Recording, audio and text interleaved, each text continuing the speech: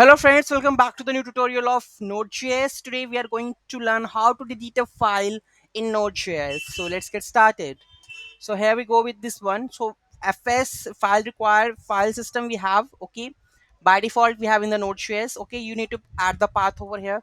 So currently I'm going to add my test.png, or directly I can add this one because it's in the that file also, test.png, right? And here you can see that there is a test.png, right? And if I go and run this command, let's clear it, okay. I'm going to add node index.js, right? That file should be deleted.